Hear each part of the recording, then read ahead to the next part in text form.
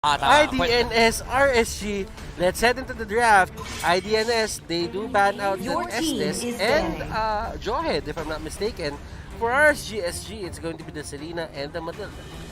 Gusto ko yung IGN ng coach ng IDNS. Sobrang creative. Ay, wait, Amy 33.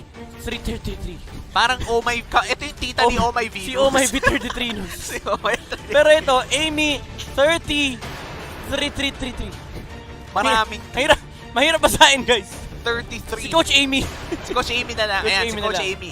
Anyway, again, for RSGSG, you have to go back to your the fundamentals of Mobile Legends professional team. You ban out the Matilda, you ban out the Selena when you're playing on the second pick. Now, you already see that IDNS, they're banning out the Estes and the Joy. So you start thinking of heroes like Benedetta, Paquitos, the Eves. So yun yung mga heroes na kailangan i-consider ni RSGSC. Then you start building upon on those bans na kapag kunwari, ang lumusot is, for example, si Eve. Then you get the trade of the Benedettas for RSGSG. But the problem is, they don't really favor that kind of, they don't favor those openings for RSGSG.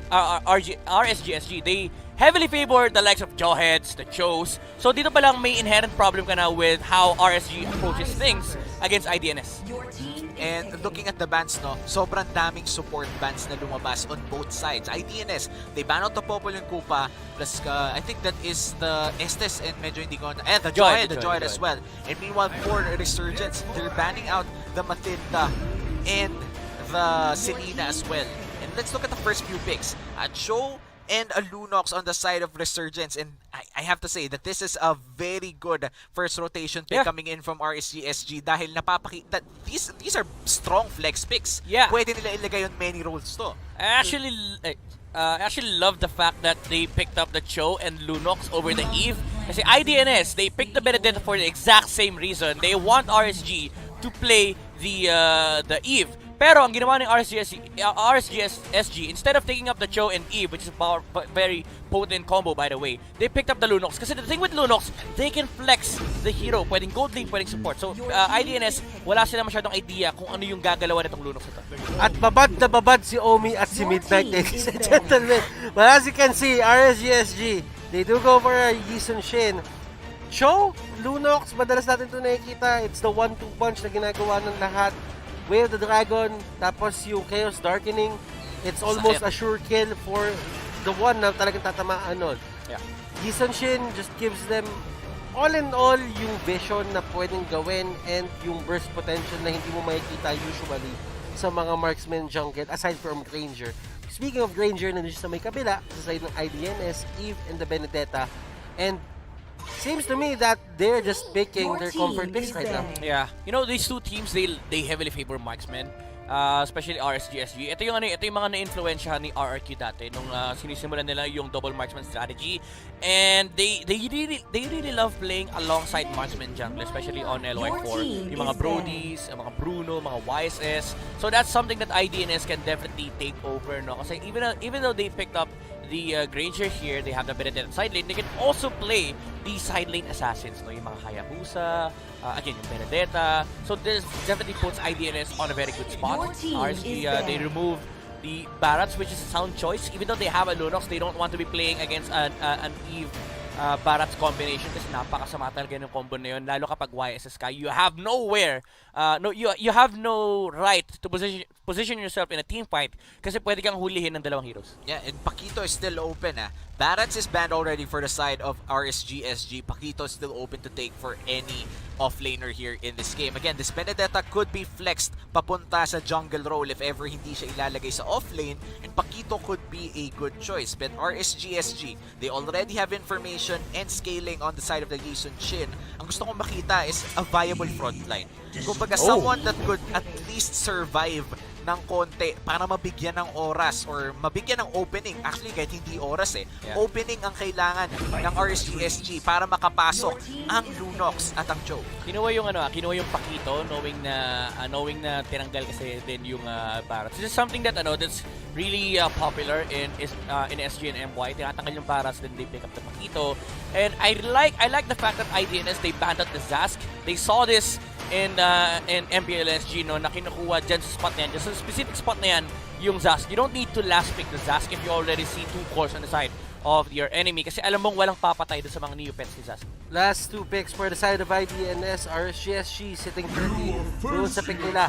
Blue ang kinuha ng IDNS. Oh! This might be. This is actually a standard draft na ginagawa sa mga MPL countries in IDNS. They're running it in a way na parang, alam natin tong teritoryo, tinatapakan natin. Or meanwhile, for RSGSG, they still stick true or they still stay true doon sa kanilang identity, knowing that they do have, sabihin na lang natin, their best Shin player. So that means for RSGSG, this is their comfort zone. Alam nila kung paano patakbuhin to. Now, ang tanong dito sa pinakadulo is ano nga ba yung hero na kukunin nila? Is this going to be a tank? Is this going to be another side laner? Well, hopefully someone that could protect and engage. Pero looks like they're gonna go for the beefy frontline instead. Uranus for the side of RSGSG. Definitely someone who could buy time and space. Depende na lang kung paano nilalaroin. We did see the Uranus pick up earlier as well. And it was really good in the hands of Renzo.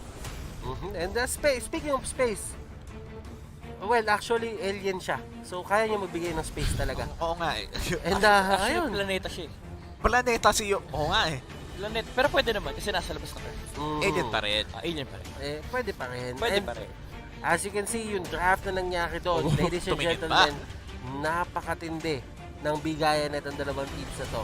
Although, we don't really know kung ano nga ba yung Digi strategy na gagawin dito ng IDNS. This could be a normal Digi strat or this could be a feeding Digi strat. And tingin ko, for them, nakakamdaman ko na parang meron silang something up their sleeves, yung IDNS. Kasi nga, information is limited. Di natin alam kung paano sila tumatakbo. Yeah. They might have a new flavor dito sa ginawa nilang trap. Yeah, honestly, I wouldn't recommend Digi feed here against Lunox and Cho. Those two heroes beat up the Digi so bad. Yung parang si YSS ang gagawin niya, bahala na kayo dyan. Kahit sundan siya nung Digi, it's not gonna matter kasi didikit lang ni Cho yung YSS, siya sasalod ng bomba, and then they can easily take down the Digi. Now, the problem with the lineup of RSG right now is that there's a glue on the side of IDNS. Now, glue is naturally just really good against YSS. By the way, wala yung ano natin kanina. No? Wala yung washing natin eh. Naabangan ko din eh. Hindi, ni-repair. Nire-repair. Ni-repair. Kasi makina yun eh. Kaya baka nag-overheat kanina kasi sobrang init ng laro, ng execration. Pero pasok na tayo dito sa ating match number 5 of the day. If tama ba ako, Butters? This is match number 5 indeed. This is Idonotsleep versus RSG. This is game number 1. Idonotsleep. Anong ginagawa nyo? Paano kayo nagpapahinga? Photosynthesis ang tawag dyan. Oy, Camela, pumasok Digi feeding strategy nga to. Yeah, they're gonna go with the Digi feeding strategy. Akala niya, tinamaan siya nung skill ni Sana, so that's why he immediately decided. And I like the choice here of our Resurgence to. They immediately went to the purple buff. Di na nila pinansin yung small green sa may baba ng orange buff. But the thing is, it's really hard still for RSG to completely just focus on the buff kasi guguluin sila ng Digi and Eve. Now, Digi is really strong with contesting the jungle buffs, pero pagdating ni YSS ng level 3, this is gonna change up. And Camela, nakita natin sa kanya kanina, she is the one playing the Digi, and I like this. This is representation. Yeah, and apart from representation, ay nakakalaro naman siya kasabayan ng lahat. And it just shows the very equal talaga ang stage ng MPL or ng MSC rather. MLBB in general. And as you can see, Camela, ginagawa niya pa rin yung ginagawa ng most Digi players. And grabe lang talaga yung damage output. I really think na tama yung sinabi mo dito, Midnight, na yung mga heroes dito ng RSGSG, they can beat up yung Digi ng mabilis. Yeah, ang next problem nila na kailangan na isipin ng Resurgence dito is how do they actually deal with the glue. Having an explained pack dito, no? Hindi ganun kaganda yung kit nila to take out Hasaki on this hero, and that allows more space for IDNS to have continuously have objectives for the Granger. And speaking of objectives, para sa Granger, they do secure that turtle, and Idonotsleep, they are not ahead pa naman in terms of gold dahil nga dito sa League feed strategy, pero medyo napapabagal talaga nila ang paglabas ni LY4 dito sa kanilang jungle. And tinamaan doon si Fosa, and Fosa with a 403, LY4 with a 305, but don't let those numbers fool you, hindi yan nagtatranslate into the goal na kailangan nila. Ayun Pero ang masakit. yan ang masakit na pick-off. Giving itong si LY4 kay Easy Bunny, yung ano yun eh, may bounty yun eh. Yeah. May dagdag na gold yun Dagdag kapag laman. na-take down siya eh. Dagdag laman yun. So ibig sabihin, for LY4, hindi nga nakuha yung dapat gold na nakuha niya dun sa mga kills na nakuha niya sa Diggy. Nakuha pa siya ng bounty. Nakuha pa siya ng Daming bounty. kumuha dun. Ang daming kumuha dun. And looking back, yung nangyari na napitas yung Yisun Shin, I'd like to credit the Diggy for that dahil hindi talaga makatakas ang isang Yisun Shin or any jungler in particular. Kumbaga, telegraph, nasaan yung Yisun Shin? Pwede ba nating pitasin? Can we go for the 2v1? Yep. And anytime na matawag yung call na yon, kaya nilang patulan yung Yisun Shin at this place. Also, the call for the cooldown of Traceless kasi yun yung pinampatay kay Diggy. Now, 10 seconds is a huge gap that allows Benedetta to just secure the kill on LY4. And that means IDNS again opening up the map. Uy! Yun lang kasing nahuli. And grabe to for RGSG. Pablo? They can turn things around dito pero hindi na kinaya ni Lois kasi nagamit niya na yung Death Sonata. Wala na siyang pandil ng damage yun sa mga tao sa side ng RSGSG, and RSGSG, they get away with that fight. And look at this, LY4, very low on HP. Kailangan niya respetuhin dito si Ramela. And I feel like magpapakamatay na lang dito sa Torre ang Diggy. It's gonna be the typical play for him, or for her rather. Idonotsleep is not ahead, pero very equal ang laro na to. And as you can see, sana ang naging target ni Easy Bunny, grabe yung targeting niya. Order of Brilliance will be popped. Si Sync, binaril-baril ng harapan. And Sync just tanky pero hindi niya kakayanin yung damage output pag may kasama ng Benedetta. Di na natin pwedeng i-ignore, or actually kanina pa dapat hindi ini-ignore dito si Easy Bunny. Dahil si Easy Bunny, the damage na nababato ng Benedetta na to is just unreal for now. The moment na ma-burn yung Traceless, nasabi na to ni Midnight, pag nahuli ng Alecto Final Blow, wala nang galawan yung Yisun Shin before he could even gain access to any mobility or makatakas man sa Alecto Final Blow. May Phantom Slash na agad na nag-aantay para tapusin siya. At LY4, patakbo-takbo na lang siya dito. Alam niya kailangan niya i-shake off to. Dumating na sa point yung RCSG, sinabi na nila, huwag na natin samahan si LY4. Hayaan nyo na siya, kaya niya na yan mag-isa.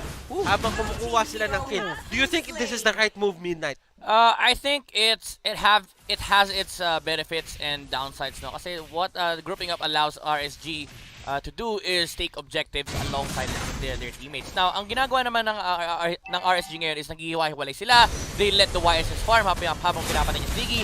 It allows Lunox and Cho to have a better time helping out other parts of the map beside RSG. Pero ang trade-off doon is yung economic battle. No? Nakakakuha ng maraming resources si IDNS while nagugulo pa rin si YSS. And LY4, level 9 na si Loy. Siya ay level 7 grabe. pa lang. Pero Diablo, pangalan pa lang, grabe na. Oo. Panakot na agad, and hindi lang basta-basta panakot yung ginagawa niya during this 6-minute mark. Talagang makikita mo na yung mga sapak niya bumabakat, and the Benedetta even 2-0 before mangyari yun. Papasok na naman si Diablo at napakasakit na naman para kay Easy Bunny. At nahuli nila si Sana, pero sasaluin ni Diablo yung damage ng Death Sonata. So hindi nila matitake doon Sana, and that is great communication and teamwork para sa side ng RSGSG. Alam mo, sobrang galing magpakita ni Diablo, no? Able to get out of that specific team fight. And kanina, ina-address natin yung glue sa side ni IDNS. He was able to actually solo kill Hasaki on a, I think that was a skirmish on near the turtle. Before the fight started, it was taking down the glue. And as the minutes go by dito sa larong to, Ramela, hindi na siya nagiging threat yung Diggy niya. Kasi in the early stages of the game, you can really disrupt someone's farm. Pero at this point, hindi na siya magmamatter as long as may tamang HP. Si LY4 and Fosa with a 2-man knock-up. Hasaki! Siya ang nahulit. Grab. Hindi niya kaya yun. And he will just get away. Grab. Fosa, siya ang nahuli. At dinadrag out siya dito. Unti-unti. Micho, papunta doon sa base nila. Hasaki, napilitan tumanggad ng sapin. Pero sabi ni Sync, pre, kailangan kayo sa base nyo. Dito ako tatambay, bahay ko rito. And I like the playstyle of Fosa after getting a 2-man knock-up. Nung sinaniba na siya ni Glue, delikado rin si Yasaki because of the knock-up from Diablo. Nilayo niya talaga literal sa mga kampi niya, pero nakuha pa rin naman ni Granger yung turtle. Si Sync, no, kailangan pa rin talaga i-address dun. Dalawang wave na yun, nauubos na yan. At hindi lang yun, mukhang hindi pa siya mapapunish after securing those waves. Makaka-push pa nga. And that's just one of the subtle, not so subtle honestly, pero grabe yung impact ng play na ginawa ni Sync na yun. Yeah. IDNS. Binalikan na naman sila, sabi niya, pre, dito ako sa Thailand. ayaw niyo pa bumalik lahat, Ay, lumaki na yung mapa para sa atin. Nakita niyo yun. Talaga pinakita na si Uranus nandun sa base ng Idonotsleep. Ayaw talaga, no? Kung Kumbaga, I do not sleep yung base na yun, si Sync, I do not go home. wala na uuwian sa sobrang tagal. Alam mo yung tipo na sobrang tagal mo sa labas, nilakan ka na sa bahay mo? Parang ganun siguro yung nangyari sa iyo. Wala, umalis na. Hindi, walang Uy, grabe naman. Wag ganyan, boss. Walang blackan. Laro lang. Diba? Walang blackan. Sync? Ayan si Sync ko. Grabe naman. Binabaril siya ni Lois dito, parang wala lang sa kanya. Nilalakad lang. Wala siya mana. Pakamda po kinakausap niya si Lois dito eh. Sabi niya. Gusto dyan? Sabi niya, kapatid, natulog ka na ba? sumama ka na ulit sa amin. Natulog ka na ba, boss? And si Camela, napagamit siya ng flicker out. And nakikita mo yung playstyle na ginagawa ni Camela dito. I really think that this is the right move for her. Kasi sa totoo lang, kapag namatay siya ngayon, it's not going to be as impactful eh. So, patagalin mo na lang para dumami pa yung damage output na pwede mong magawa. Yeah. And at the same time, may mana ka pa naman eh. Yeah. And bakit mo sitipirin yung flicker mo kung meron kang pull your cards together? Yep. Interesting bait yung ginawa ni Ramela doon, forcing Diablo to be caught out of position. Pero one thing is for certain, IDNS needs to deal with this Uranus. Ganda din kasi ang ganda nung itemization ni Sync dito. First time mo nakakita, 8 minutes, walang enchanted talisman. Yung Uranus, pure physical defense, and actually naka-orate siya dito para sa regen. Now, they're able to take down the Uranus na address nila, pero walang punishment from RSGSG.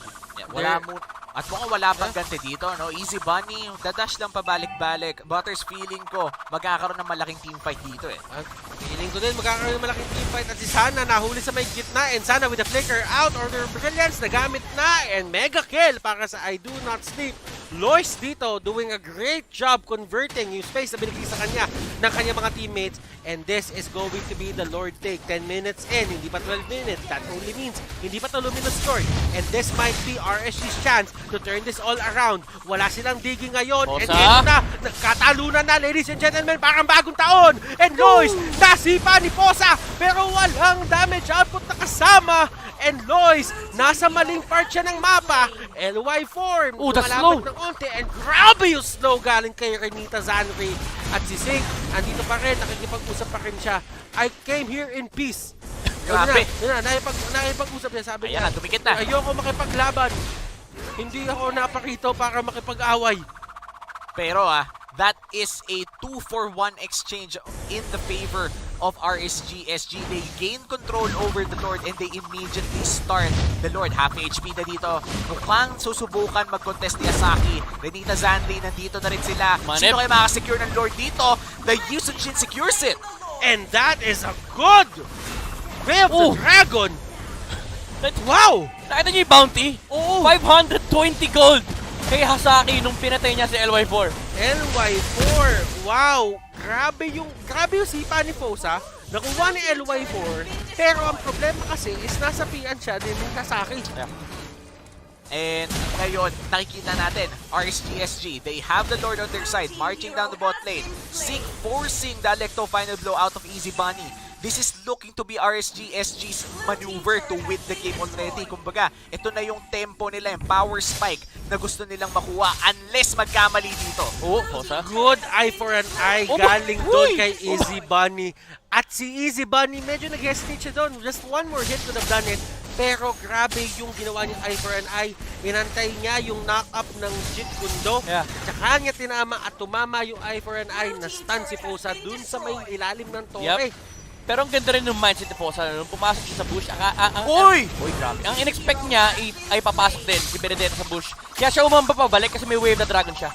Sisipahin niya sana palayo. And Sync. Siya na naman yung nasa harapan. And tanggap na ni Sync dito kung ano talaga yung trabaho niya. Frontline siya. Kailangan niya humarap. At kung ma-takedown man siya, he needs to buy time for his teammates. Kumbaga, hindi teammate. kung mamatay man siya, laging may kapalit para sa side ng RSGSG. If ever mag-commit sila ng 2 o 3 tao, in which case, kakailanganin mo talaga na maraming tao para sa Uranus. And that is the perfect way of saying it, Omi. Hindi madali makipag-trade sa side ng RSGSG. And si Diablo, makunat-kunat din tong Pakito eh, no? Oh, Fosa? Medyo. Pero ito, si Fosa nasa harapan ng mga miyembro ng IDNS. Pero this is a fairly safe show. Alam naman natin kung gaano ka-mobile ang isang show. And wala pa tayo nakikita na libreng kill. Kumbaga na pick off si Fosa. Look at that stat line right now. 4-1 in 9 for the side of Fosa. And Ramela trying her best.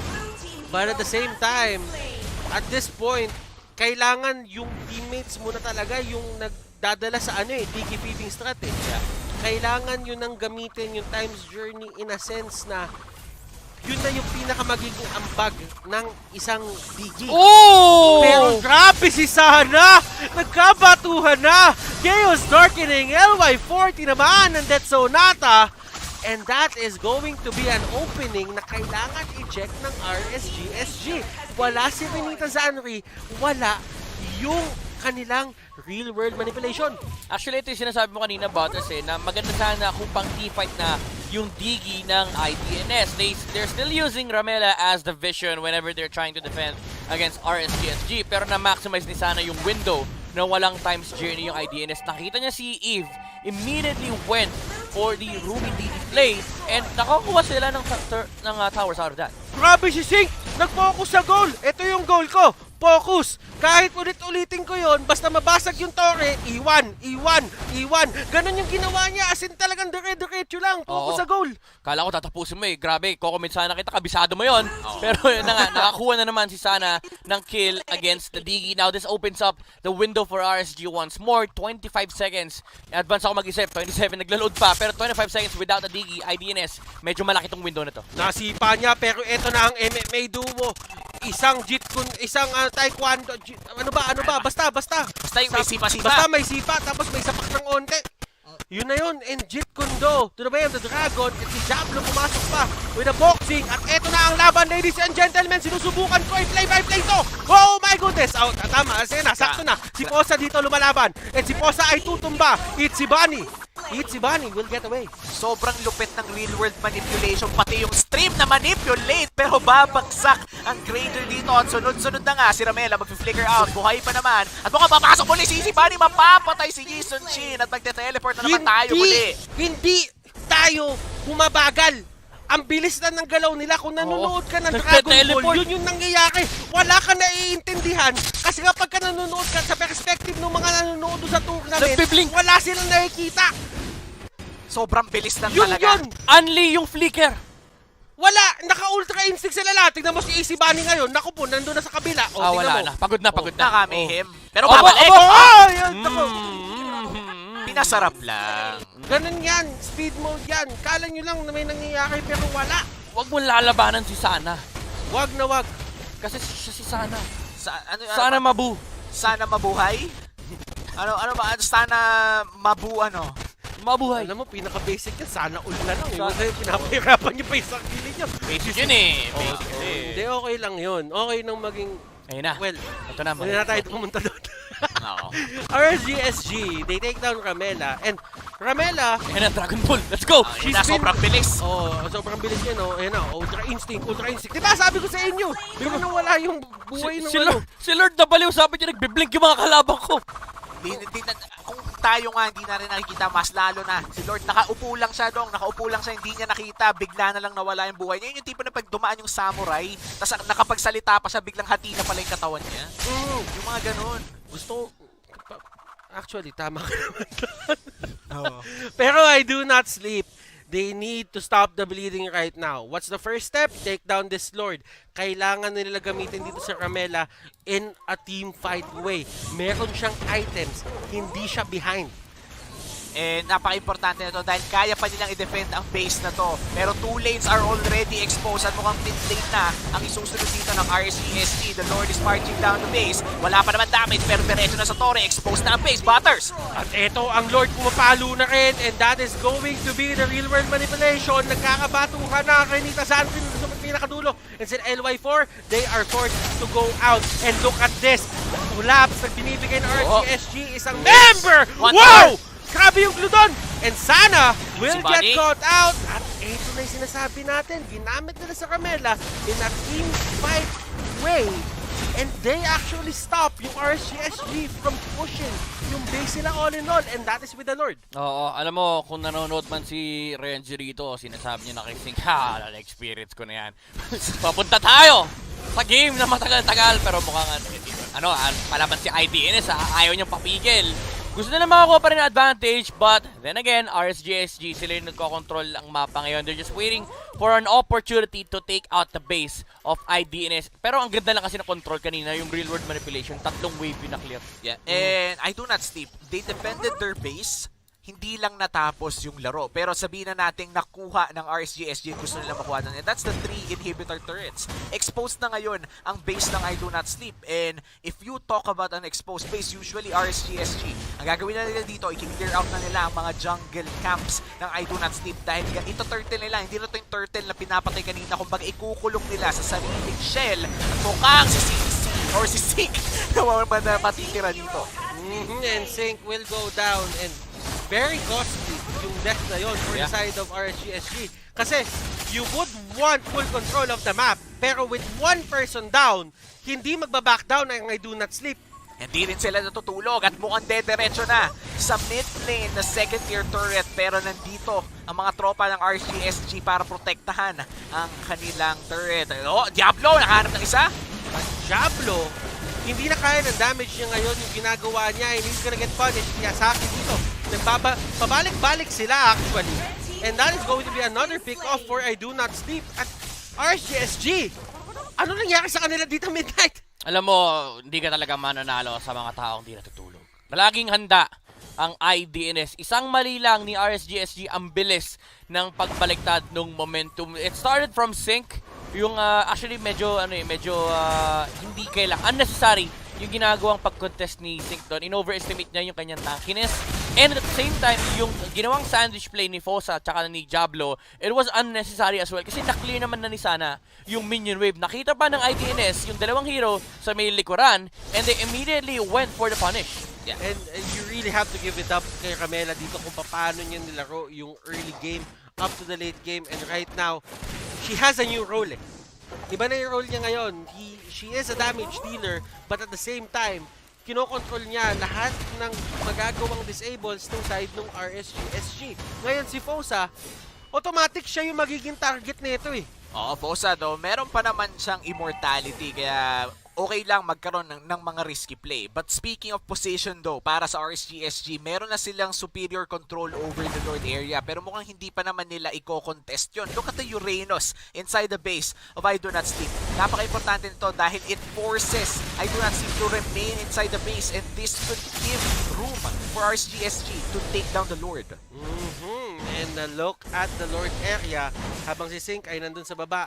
There is a Lord take happening para sa side ng RSGSG. Sana and Diablo, sila yung nagko-control at immortality is pop. Napaka-importante for the side of RSGSG. At nahuli nila si Lois! RSG! Yun yung opening na hinahanap nila. They stop the Lord take. And I think ang sinasabi nila dito, tapusin na natin. Yeah, kaya naman nila. 40 seconds on Ramela here. A 3v5 will happen for RSGSG versus Idonotsleep. But they're gonna take down the Lord instead. Pero nagpe-pressure din sila sa base. Gusto ko to parang two-pronged attack yung ginagawa nila. May nagpupush sa base, merong naglo-Lord, at dahil kulang sa tao si Idonotsleep, hindi alam kung anong gagawin against RSGSG. They're forced. And Easy Bunny caused the pick-off.